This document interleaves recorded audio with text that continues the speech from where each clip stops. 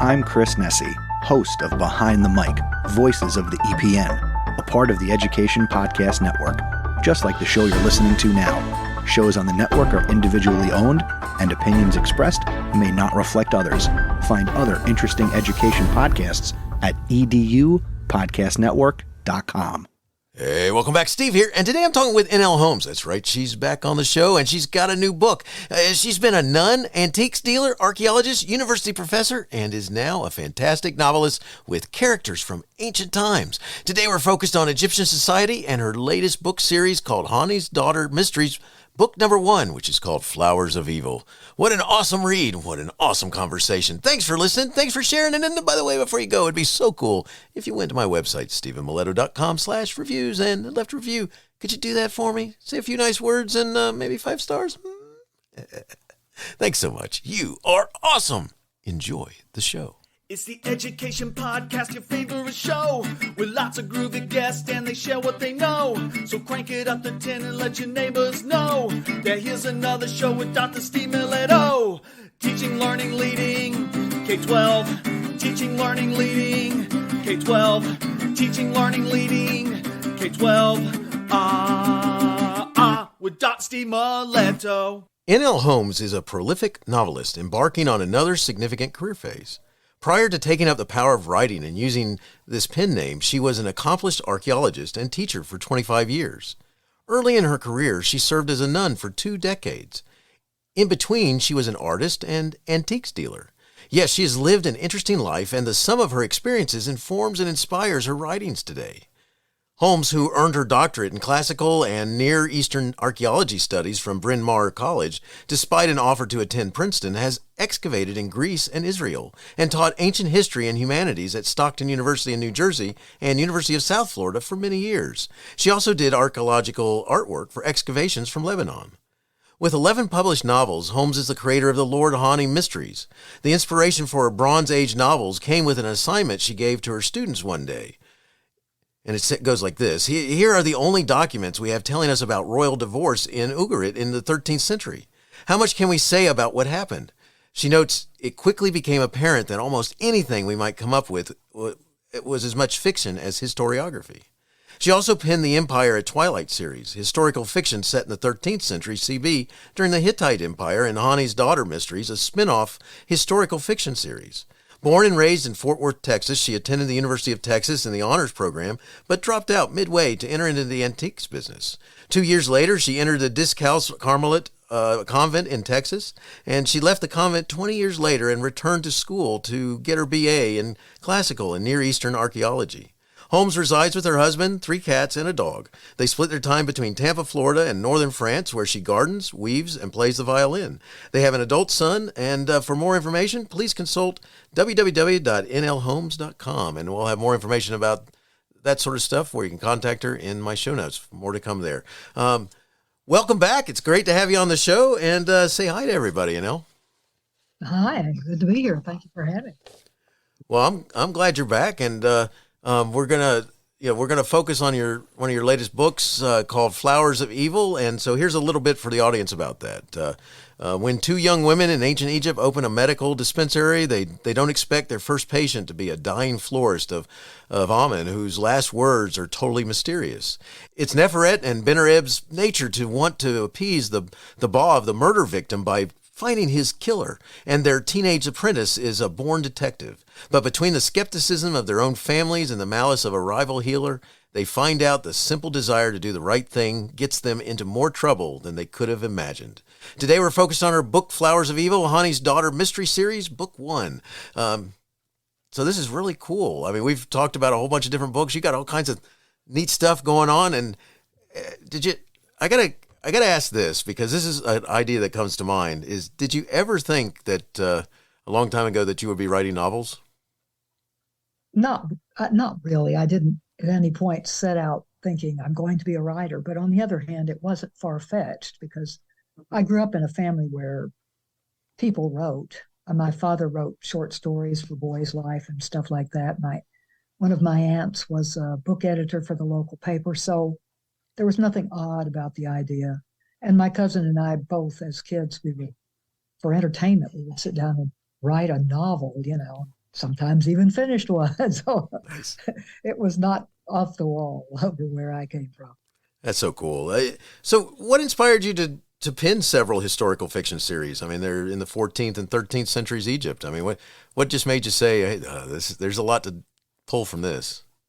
Well, I was teaching history, and there was so many things that we knew so little about that were almost cinematic in their interest, and yet there were so many gaps in our actual knowledge. It occurred to me, even as I was teaching, that this really needs, someone to come along and do fiction to fill in the gaps and explain the choices people were making and stuff. So it seemed like a pretty natural step once I retired from the classroom to set my hand to that side of That's the pile. That's so cool because one of the things I can imagine is, if when you're teaching at universities and such and doing the archaeological digs, that you're surrounded by nonfiction sorts of focus, Yeah. and those types of, whether articles or books or things like that. And so was it really, I mean, how much of a shift there happens? Well, surprising an amount of shifting between scholarly nonfiction and writing novels. I mean, when you're doing scholarly articles and things, you completely excise yourself and any kind of authorial voice. It just, you want to be totally invisible and just get the facts down as clearly as possible. But there is style in literary writing, and it's very different. You kind of have to find your path, and it takes a little while, I have to say. I can imagine, as well as, it's I I I really appreciate historical fiction, especially because it brings attention to eras that may not get much otherwise, and but at the same time, I would think that you kind of have to remind people that some of it, where the reality and the lines are crossed with that and what doesn't happen. So can you talk a little bit about what writing like this, historical fiction, can do to help people gain an appreciation of history? Well, even when I was teaching, my objective was to convince people that those kings and what have you in the past that made decisions that might seem incomprehensible to us today were, in fact, human beings just like us, and they had the same kind of pressures on them, and they had the same limited quiver of emotional arrows they could shoot back at things. So, it becomes much more comprehensible than just trying to memorize a bunch of dates and battles and stuff like that. And I think you can't really grasp the movement, the big movements of history, without understanding the human dimension of them, which all too often is not taught in the classroom. So I think by reading a well-researched historical novel from a reliable author, you do get a much better picture of not only what daily life was like, but how people functioned in their world. And keeping in mind that although they might wear different clothes and speak a different language and have a different worldview, they were exactly like us, and they felt just the same way about things. So I think that's the first step even to achieving academic historical knowledge. One of the things that's always been fascinating to me, is that, when you talk about ancient history, there's so many, possibilities of, making the wrong guess, wrong educated guess, Yeah. and getting things wrong. And and you have this neat perspective that you are an archaeologist as well. And so, can you talk about kind of, comparing, not comparing, but the working together in those types of mindsets and how it helps you try and paint an accurate picture, I guess, is my point where I was going. Well, certainly. I mean, the sort of general awareness of the period and having done basic research just for the classroom helps. But in a sense, there's both interplay between the two sides of the brain that are pulled together here, and a kind of tension. And that's actually the reason why I write novels under a pen name. Even in my own mind, I want to keep separate the historiographer and the fiction writer, because I don't make the same choices as a fiction writer that I would if I were writing, a history book. So that being said, then certainly the first thing that's present as an archaeologist is the interest, the deep, sort of visceral interest that I, for whatever reason, have had ever since I was a child in life in the past and the people of the past. So I think they're both symptoms of the same disease, if you want to put it that way. I gotcha. But then, just the knowledge of how to go about research and where to look for factoids and things like that. That has certainly come in handy. That's awesome. They, one of the, we've talked about several of your books in the past, and it's cool to see them move forward and grow. And you've created a new series. It's kind of like, it's a spinoff of one of your other programs. And so the first book is called Flowers of Evil, and it's Hani's Daughter Mystery Series. Could you do a brief overview of who Hani was and some thoughts about what his family's life would be like before we go further? Sure. Hani was a real historical personage. He was a diplomat in the 14th century under Kings Amenhotep III and Akhenaten, and probably afterwards too, whom we encounter in the Amarna letters, which was a happily preserved bit of diplomatic correspondence from the reign of Akhenaten. And Hani occurs in numerous settings there, sent off on various missions. His name is mentioned. People talk about him and say, everybody's happy when Hani comes. That's one of the statements that I've used. So we don't really know any facts about him except his father's name. But judging from the little we see people talking about him and seeing the kind of missions of trust that he was sent on, you start to get a picture forming of the kind of man he might have been. And that's where this whole family began, with Hani and his historical missions. So he has a whole series. I wrote a 6-book series about his adventures.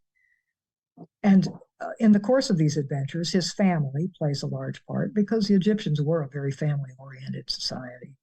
So his youngest daughter, who is 7 in the first of the Hani books, is a grown woman by the time the books end. And it's she, Neferet, who becomes the protagonist of this spin-off series. We've seen her grow up. We've gotten a good sense of her personality. We've seen her choose to study medicine, which was not impossible for a woman in those days, although it was exceptional. But she's an exceptional kind of gal. She's just countercultural enough, I think, to draw modern readers in and kind of make a social commentary on life as she would have experienced it. So now she's got her own series. Very cool. That's a neat direction to go there. And one of the title of your book is Flowers of Evil, and so what a great title, by the way. So so if nothing else, right there you could go, okay, that's going to drag me in also to take a look and see what you're talking about. Good. So let's talk about Flowers of Evil. I mean, what's happening, and talk a little bit about your main character and what she's all about. Well, Neferet is the daughter of Hani, so she has seen her father solving mysteries all her life, essentially. She is a physician by profession, and her life partner, or crypto life partner, I might say, is Benner Ebb, who's also a physician. And the two of them, as the countercultural girls they are, have set up a dispensary for the working class. And but they're having trouble getting patients. No one seems to be willing to come to them. Finally, she figures out that she has a rival in the neighborhood who is spreading lies about them and trying to keep people away. So this is a kind of subplot. In the meantime, her first patient is a man who is brought mortally stabbed to their doorway one morning, and he dies after a few minutes. And his last word is rabbit. And they can't figure out what that means or if it has importance or not.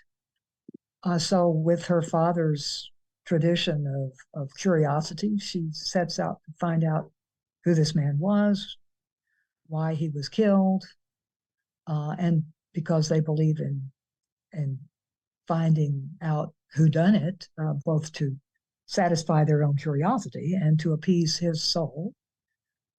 They set out to solve the mystery, and thereby hangs the tale.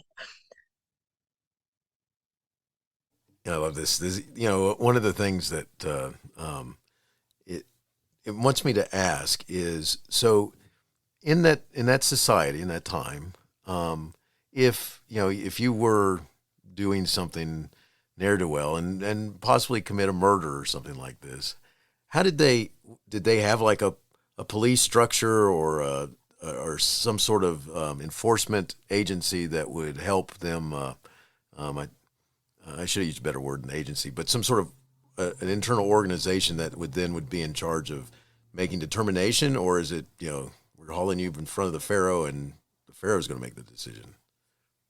Well, they had a rather ornately structured judicial system. Actually, they did have what we would call policemen, municipal police, which were called the Medjay after a Nubian tribe of archers who at least originally provided a lot of these policemen.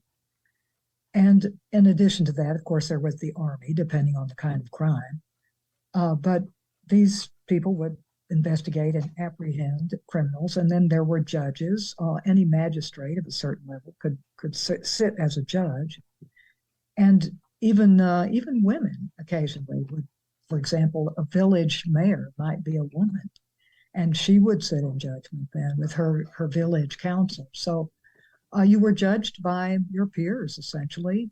There were no professional lawyers, but you yourself or someone you appoint could make the case for you in public, and then the judge would consider, or the jury, as it were, the council.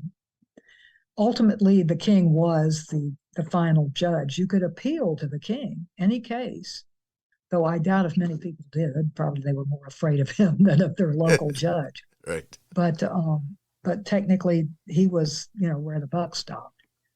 So, they had pretty much every element that we do. They had judge and jury. They had court of appeals. It was for most of Egypt's history, the sort of price you would pay for a crime would be a fine.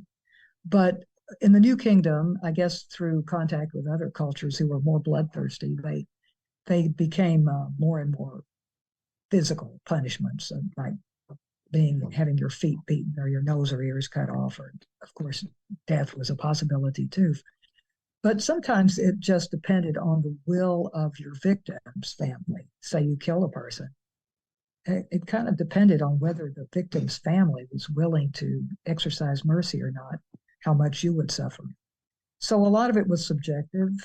There weren't, definite punishments allotted in many cases. We kind of get into more of this judicial system in the second book in this series, Web of Evil, but that's another story. Nice. I appreciate you explaining that, because it's something that I think about, as I'm reading your words, and you start thinking about what was that, before I started imagining, like Starsky and Hutch running around, or boy, that's an outdated reference, but, and it makes you wonder what that society's like. So can you help me with timeframes here just a little bit? Like, currently in the U.S., there's King Tut's stuff is wandering around the U.S. and things like this. Can you put it in time frames with some of these names that we might know? What time frame are we talking about here? And where is it? Well, actually, the first of the Neferit books takes place in the first year of Tutankhamun's reign. So this is probably about 2 years after the death of Akhenaten. We think that his wife has been on the throne for that period of time. That is Nefertiti. And Tut, who's just a boy, has come to the throne now. And various friends of Hani's family are in positions of authority. For example, the viziers and the treasurer. In fact, Neferit is married to the treasurer, a man named Maya, or he goes by that name. I have conflated the historical Maya with another historical figure named Tom S. because Maya is a nickname for Tom S. So he's served in various other capacities in other reigns, but now he's the treasurer. So a very important man. Very cool. I appreciate you explaining that because it's I've been in different places over the last couple of months, and I've noticed the on its way, coming soon, and Oh, well worth seeing. very much so. I've had the good Yeah, fortune. they say that the content of Tut's tomb, and he was just a teenage king of very little importance, was the equivalent of about 1,000 years of an ordinary workman's salary. Wow. And I know that one of the things that goes with this is unfortunately over time, I'm sure how to say this, ne'er do wells or people who knew what was buried with the pharaohs and so forth like that. It hurts historical, what survives historical over the years and stuff like this, and in wars and things like this. The different battles that took place that were different things going on up above ground. To see what they have from Tut's tomb is pretty amazing, even for a maybe not so significant ruler of the era. But Well, it is amazing. For one thing, it showcases the fabulous craftsmanship that they managed with very simple tools. But also, I mean, it survived is truly awesome because tomb robbing began almost as soon as people were in the ground. wow, It was, although they put curses on anybody who breached their tomb and what have you, it didn't stop people. that's pretty. It's amazing to think about how long this would have to escape robbers. I mean, Yeah. to be able to be out there. So good stuff. One of the things that happens in your story is you have to create intrigue. You have to make the feeling that they want to know more. The reader wants to know what's going to happen next, and is this going to happen or is that going to happen? Can you talk a little bit about trying to make the story engaging, what you do and what you try and are there any devices that you like to use that help you do that? Well, as you know, it's funny.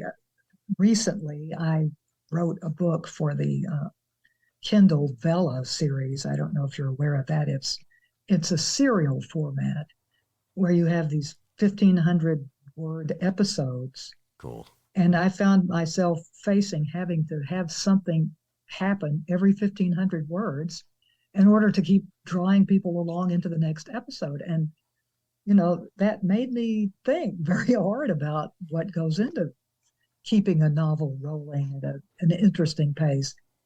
I don't write knock down, drag out thriller adventures and things like that. So it's not like you have cars blowing up every chapter, but something has to happen, and it's either a discovery or a crime, or some family drama, and that's why I've found it useful to keep the pot boiling, so to speak, to have kind of a parallel family saga going along with the mystery. And then, of course, you have the trick of the red herring, because Nefret and her friends are amateurs, and Nefret is particularly quick to jump to judgment. They get on the wrong trail a lot and have to correct themselves thanks to the discovery of more evidence. So that kind of helps keep the ball rolling along, I think. Oh, most definitely. This is, it's one of the things that I like the fact that characters can be flawed to the point that it, one of the things, if you ever seen a movie that's has some sort of jump scares or scary or something like this, you might, I don't know if you ever attended an audience where someone yells out, "Don't leave the door open," or something like that,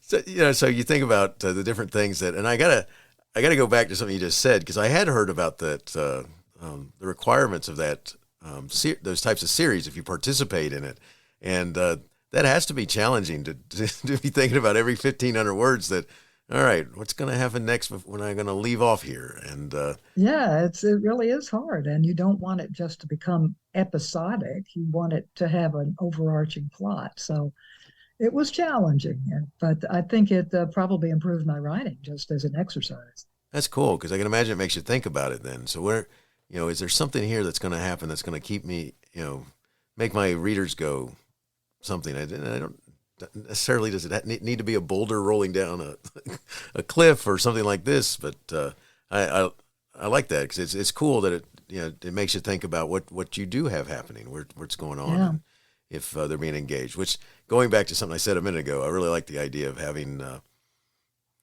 characters who there's some flaws there, which can send them off on a wild goose chase. So I like that. Yeah, she's lovable, but definitely hasty Nice, nice. and stubborn. Even nicer because I think I have one of those characteristics in me because I don't like to ask for directions, so I just keep going. It's like Yeah, you're a nephrit, clearly. nice. Early in Flowers of Evil, you describe a scene like this. So I'm going to read this scene. They wheeled left at the corner as instructed and set off in the direction of the river. Their bare feet padded in unison down the packed earth street, which was almost empty of passerby at this hour. But the crowd began to grow as they neared the royal magazines, mostly porters and men driving donkeys and ox carts loaded with supplies for the storehouses. They saw the magazines to their right, one after another, long, low, mud-brick buildings with vaulted roofs, and a steady stream of porters entering, sacks and jars on their shoulders. So tell me what you're sharing about the times, because I love this, because you get some good imagery and thinking about what this world looks like. So can you talk about that? Well, I think my purpose throughout is to kind of give the flavor of what life looked like and smells like and felt like to people of those days. The fact that Nefret is in fact a very rich woman and chooses to go barefoot like, working class people or peasants is significant of her temperament. And it also shows how most people would have lived. The fact that the king's wealth was such that a whole sort of industry exists around stocking his palace storehouses is another fact. I mean, it's a very hierarchical society. And even though there was this certain layer of almost democracy at the local level, as I mentioned, the king is just worlds above everybody else in wealth and in power. I think that's hinted at here. Um, a sense of the architecture. We don't think of vaulted roofs in Egyptian architecture, and yet they did have them for these long, low sort of things that look like sausage rolls, with places to store vast amounts of food stuff, and the fact that everything was transported with the simplest kind of vehicle, or even more commonly on the backs of humans. And that's something that it's almost hard to absorb because they were such sophisticated builders. And if you think about the pyramids being built with manpower almost exclusively, it's just, I mean, you're aghast with admiration at these people. Unemployment was not a problem in those days. Very much so. It just amazes me. I think about what they were able to accomplish, and granted, it was all the backs of people, but Yeah.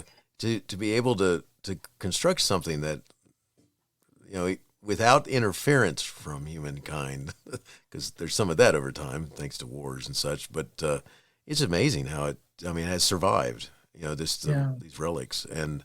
Which gives you a feel for it. I got to say this, by the way, the whole thought about walking around barefoot. I can barely walk from my back door to the to the part of the driveway to throw something in the trash can. I can't imagine what it would be like walking around on the streets barefoot. Well, I can't either, but it's interesting. My husband is Greek. He was born and raised in a village in northern Greece. And he said the old women, when he was a child, the old women went around barefooted all the time, and their feet were like hooves. They were so tough. So I think you just develop the callus that you need. Nice. I can imagine so. I'm a long way from that. Got to get that. Put that shoe on. We're softened up these days. Yes, very much so. All right. So we talked a little bit about this. I mean, if murder happens, what typically, if something in this era, obviously, this is one of the things that really fascinates me about these eras is because they do have political structure and they have the societal structure is what I actually meant to say, and the laws and whether implemented in the way we might in the modern era, that's not the point. But so if a murder is discovered, whether poison, bludgeoning, or whatever, I mean, what process is going to happen? What's going to happen next? Well, I suppose typically you'd inform the Med-J, the police, and they would investigate, do something to the culprit. But in my particular story here, the chief of police is a corrupt figure who has it in for Hani and his family. So they will do anything to avoid it, drawing him into it. But this is a bit of a problem for them, for Hani's family, because throughout the series, they've tried to avoid drawing in the police, and yet that's the way you would normally go legally. But Hani is, at this point, head of the Foreign Service, and so if there is the involvement of a foreigner, he is given the power to investigate and punish on his own. So that's what happens here. There is a foreigner involved, and so he kind of steps in and is able to take over the case legally. Yeah, it's so awesome, and it's a cool. What I really like is how you bring in the reality of it with your story characters, and then you go where you need to go with however you want to make it happen. One of the things that I think people get fascinated with these eras is that how everything from how they got around, whether by foot, barefoot, ox carts, the different.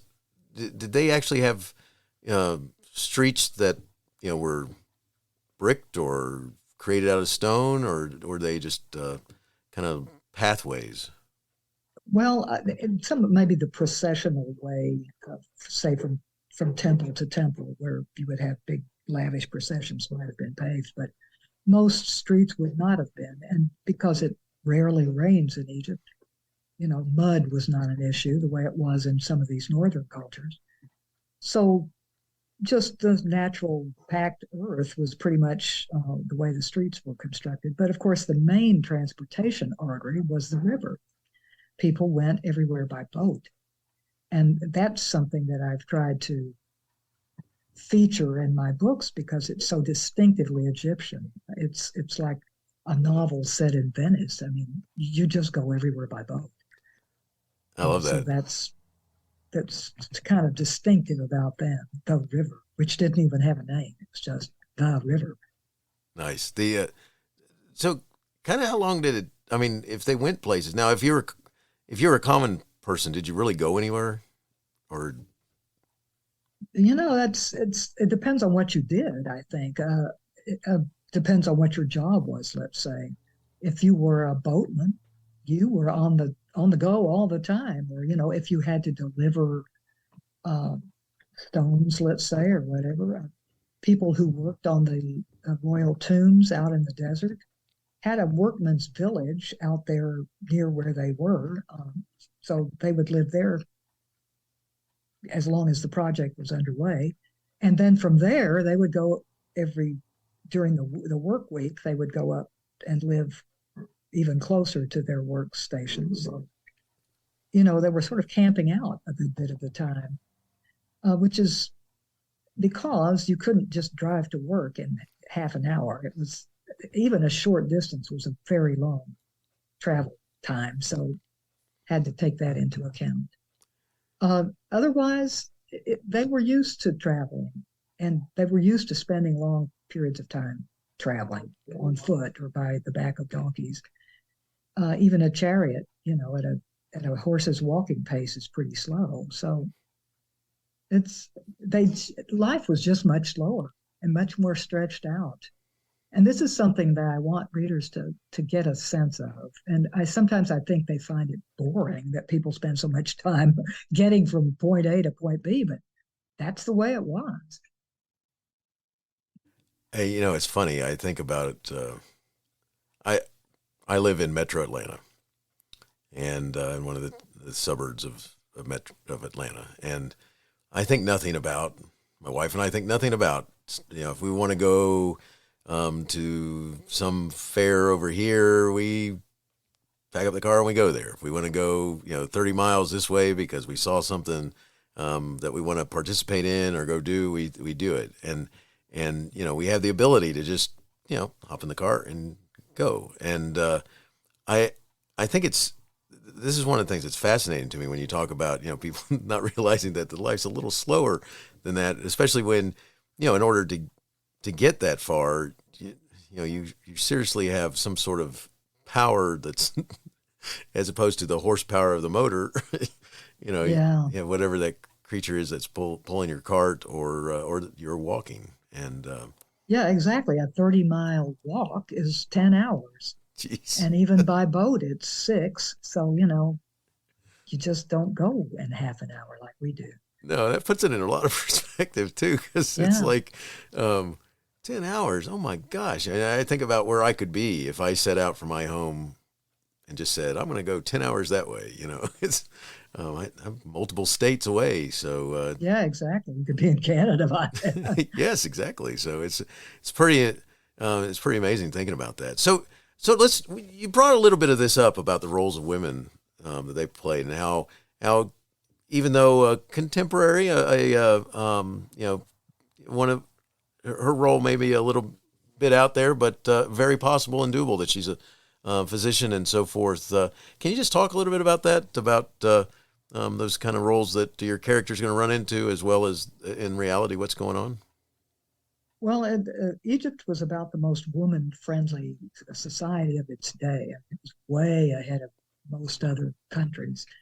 They had a very visible role in society, even up to and including rulership. I mean, there were at least a handful of reigning queens, or kings, as they would have been called, she-kings. So that's that's a step beyond medieval Europe for sure.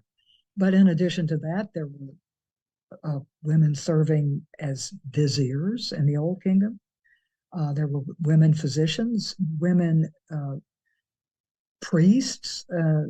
Some of these roles narrowed over time. So by the New Kingdom, a lot of the high roles played by women in earlier times had narrowed down.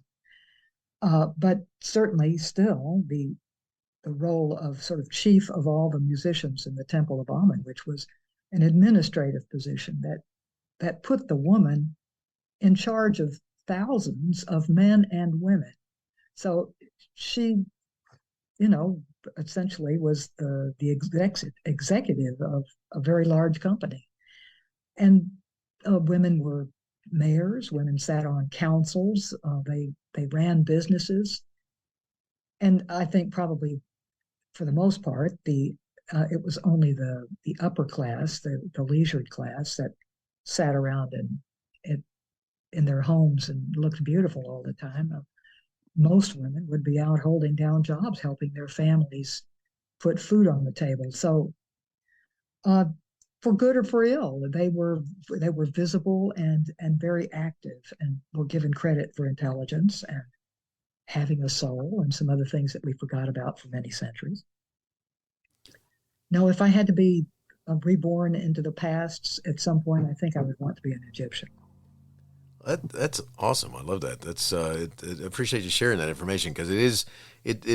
I like the way you said that we forgot about or lost the ability to do along the way, because that is that is so just so different from many of what's to come, and the more recent past, yeah, right, very recent past, and so it's. It's just fascinating. I think it's interesting for the readers to know that's is very doable for the time and for the society, and for that for their roles to be such. I think that's cool. So let's real quick before we finish up, because we're getting close to finishing up. So talk a little bit about how we know what we know about that society. I mean, whether, because you've created characters, but at the same time, based on some that we do know existed, and we may not be as much detail about them as we hope, but we do know a lot about the society. Can you talk a little bit about that? Well, in a word, we know what we know through archaeology. I mean, it's mostly through physical findings, and we have some historical accounts, but they were written much later for the most part. It's not like we have any of the truly ancient contemporary accounts of these things. I mentioned the Amarna letters, which was a treasure trove of letters that happened to be preserved by fire that give us an insight into what was going on politically for a brief period of time. But other than that, we don't have that sort of document much.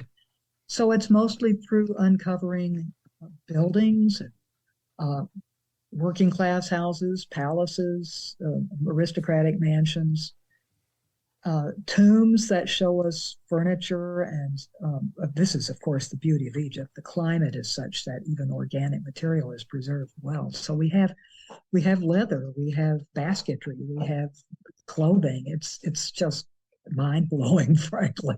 I so wish they had this in other parts of the world. So we see the actual things that they used every day, and that gives you a real insight into how they lived. We have texts which have been excavated. They're archaeological findings.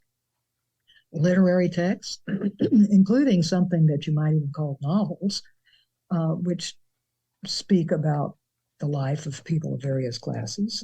We have poetry and all sorts of things. And the language itself, as we get to know it better, teaches you a lot about the way in which people thought. The distinctions they made and the distinctions they did not make that we do. So basically, our knowledge has come up by the shovelful and slowly, and it's increasing with every year that passes. Something new is found. And I've sometimes had to correct myself because things have changed since the last book.